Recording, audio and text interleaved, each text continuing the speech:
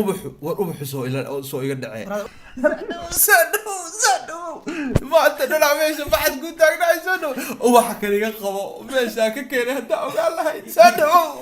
إني مقعد على جدك يا ليش shiina culey miyuu guursaday xaaskii hore ee CK Manaal Beeldaaje maxaa ka dhaxeeya shiina culey iyo Manaal goorma ayay isbarteen CK miyuu ka carooday talaabooyinka ay qaaday xaaskiisii hore halkee ayuu gaarsiisan yahay khilaafka culus ee shiina culey iyo CK oo maalmahan buxurguf ay ka dhaxaysay xogo dheeraad ah ayaad muuqaalkeena ku daawan doontaan inta aan warbixinteena xasaasiga ah gudagelin waxaan ka codsanaynaa inaad muuqaalka like saarto si aad inoo dhiirigeliso una sheer garee asxaabtaada kale ee Facebooka si aan u helno saaxiibo u niyad wanaagsan sida adiga oo kale muddo hadda laga jooga 5 bilood haddaanay ka badnayn YouTuber-ka caanka ah ee CK ayaa furay xaaskiisii Manaal Beeldaaje sababa aanan ogeyn Cumar Maxamed Maxamuud Cumar Kirish oo loo yaqaan CK ayaa bishii Febraayo ee sanadkan guursaday Saabiriin Cariif Cabdullaahi Manaal oo ah gabar caan ku ah faashiyonka ama soo saarta labiska dumarka gabadhan ayaa da'deeda lagu sheegay 23 jir leh aqoon heer sare ah tan la yaabka leh ayaa ah in xiriirka lamaanayaashii hore uu soo bilowday sanadkii hore ee 2020kii gabadhan ayaa waqtigeeda ugu badan ku qaadatay dalka Austria si dhab ah uma sheegi karno waxa uu salka ku hayo kala tagooda ama furiinkooda inta aan eegin waxa ka dhaxeeya shiina culey iyo xaaskii hore ee CK Manaal aan xogo qarsoon idin la wadaago waxaa mar baraha bulshada lagu faafiyay in Manaal Beeldaaje ay lacag ka xaday seegeedii hore laakiin warkaasi ayaa been abuur noqday sida aan ogaanay haddaba maxaa ka dhaxeeya shiina culey iyo Manaal Beeldaaje halkee ayay isku barteen marunbaa in shiina culey uu guursaday gabadhan isbarashada shiina culey iyo Manaal waxay timid markii ay kala tageen CK iyo Manaal sida dad u dhow shiine ay sheegeen gabadhan quruxda badan ayaa xiriir ama wicitaan la soo sameysay shiina culey iyadoo markaasi ka codsanaysa in uu u shargareeyo Instagram-keeda gaarka ah maadaama mid ay horay u isticmaali jirtay uu ka ciladoobay shiine ayaanu u shargareeyay gabadhan Instagram-keeda gaarka ah waana halka uu ka bilowday dagaalka shiine iyo CK dad badan ayaa CK ku aflagaadeynayay in uu ka maseeray shiine maadaama xaaskiisii hore uu wax hoose ka dhaxeeyo ama ay isku dhawaanayaan sheekadu way sii balaaratay oo aad ayay isugu soo dhawaadeen Manaal Beeldaaje iyo shiina culey arinta dad badan shakiga gelisay waxay tahay ubixii uu shiina culey garoonka kaga hortagay Manaal isla markaana uu laabta geliyay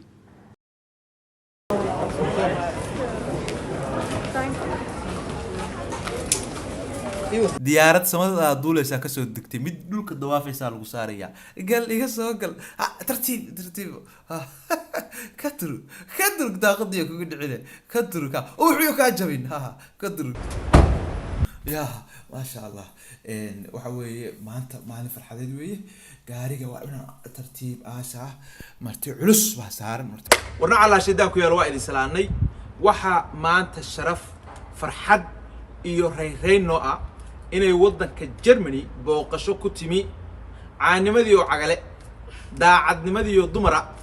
gobonnimadii oo gabara quruxdii oo qof ah waa caan dhalay Manaal oo na soo booqatay wadanka Germany iyadoo nooga timi dalka dariska la ah ee Austria hayga degdegnina waa hadli doontaa waxaan hubaa inaa aniga igu daasheen oo aad jeceshihiin oo sugi leedihiin gabadhaasi inay afka inta idin kala qaato dhoolaheedii cadaa halka ka bogataan intaanan hadalka ku wareejin waxaan rabaa ummadda Soomaaliyeed inaan ugu bishaareeyo oo aan rabo inaan halka uga la qaybsado anigoo noqon doona qofka ugu horeeya oo la wadaaga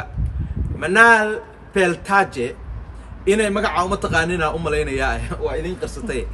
inay ka mid noqotay bahda Soomaaliyeed ee YouTuberada ah oo ay furatay YouTube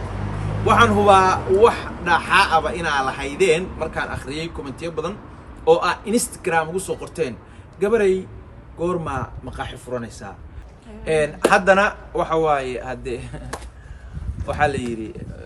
la isku mana raago mi ahayd lamana kala raagay waxaan ku soo dhaweynayaa Manaal Beeldaaje